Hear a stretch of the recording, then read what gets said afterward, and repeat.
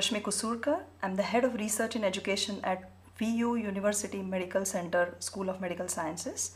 I'm originally a medical doctor from India and I have teaching experience from India. I did my PhD in student motivation in UMC Utrecht, and today's workshop is a product of my research work for my PhD. What you people can expect from this course is to understand what are the different types of student motivation and what can you really do about student motivation. How can you make students intrinsically motivated for learning.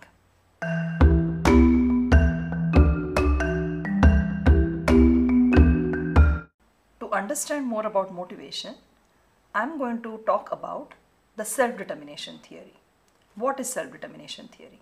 Self-determination theory is a macro theory of human motivation which looks at the type of motivation, which means that it doesn't look at the quantity of motivation as in high motivation, low motivation, but it looks at why of motivation. So it looks at the type of or nature of motivation and it classifies motivation into intrinsic and extrinsic. What is intrinsic motivation? Intrinsic motivation is when a person or a student engages in an activity out of genuine interest or enjoyment. If you look at this child who is playing with the box, and if you look at his eyes, they are full of wonder and enjoyment. This is intrinsic motivation. He's totally engaged in the activity because it is interesting for him. Then what is extrinsic motivation? So extrinsic motivation is when a person engages in an activity for different external reasons, like to please others or because of expectation or pressure from others, or out of guilt or shame, or for money, fame, appearance, etc. An example of the first one would be if you ask a student, why are you learning this? He would say, because my family expects me to. Or he may say, because I will be a bad example for my younger brother if I don't do this. Or because I want to have a fancy chalet. So these are external reasons. The first one is because of external pressure. The second one is because of internal pressure. And the third one is for an external reward.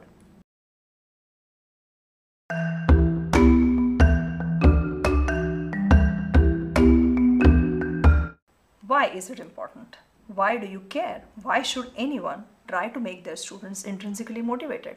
Why not leave them to be extrinsically motivated? Research answers these questions. Research has shown that intrinsically motivated students take a deep learning approach.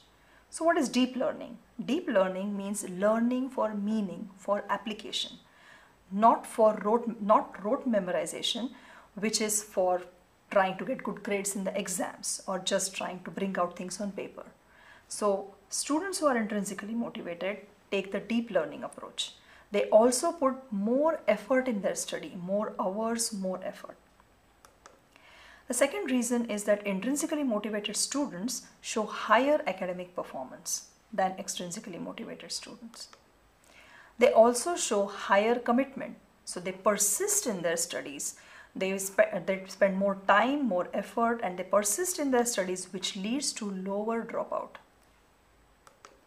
And the most important reason, according to me, is that intrinsically motivated students show more positive well-being.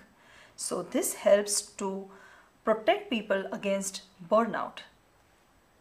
So I think even though they show deep learning and they show higher academic performance, the more important reason to get students to be intrinsically motivated is to have happy students.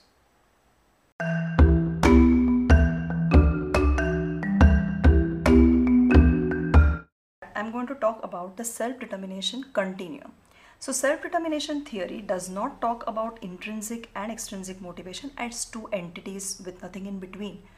Rather, if you look at this figure, it shows you that this is a continuum of motivation. On the far right side, you see intrinsic motivation, which is pure interest. Then you see in the middle, there is extrinsic motivation, which is divided into different types of regulations, which means that you can have a type of extrinsic motivation which is very close to intrinsic motivation, and then you have a type of extrinsic motivation which is far away from intrinsic motivation. And the farthest end is amotivation. Amotivation means that a person has lack of motivation. So I'm going to talk more about the extrinsic motivation part here. What is the difference? So if you look at the arrow below, you see that this continuum extends on one side from the least autonomous or the least self-determined motivation to the most autonomous or most self-determined motivation. I will give you an example now. Let's say that a child is learning music. If a child is learning music because he really likes it, then it is intrinsic motivation. If a child is learning music because its parents expect it to, then it is external regulation, which is because of external reasons or external pressure. If the child is doing it because he wants to feel good or wants to show others that he is feeling good, he feels an internal pressure, and that internal pressure is called introjected regulation. If this child starts learning music because of pressure from parents, but along the way, if the child has developed a liking for music, then he starts moving towards identified regulation. And if there is a time when he feels that this is personally important for me, oh, I feel happy when I do music, or it's important for my sense of balance, then it is identified regulation. And if we go a step further and the person really starts liking it, something that he didn't like before, and it is integrated into his sense of self, then it is called integrated regulation. So what we see is, on one hand you have intrinsic motivation, and then you have the more autonomous types of extrinsic motivation, and then the least autonomous types of extrinsic regulation.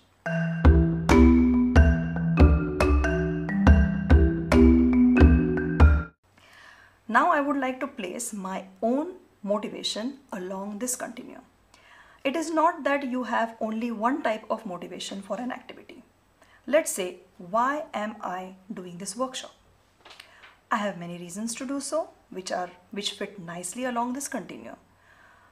The first reason that I'm doing this workshop is because I love this topic. I really like to engage in this conversation with you, which is intrinsic motivation. I'm also doing this workshop because I feel this is an important message that I want to give all teachers, that you can work with student motivation. I feel passionate about it. So it is identified regulation. And I have done it so many times, and it is now such a part of my sense of self that it is also integrated regulation. On the other hand, I'm also here because my boss expects me to do this. She wants that I should build a profile. So this is external pressure. So it is external regulation.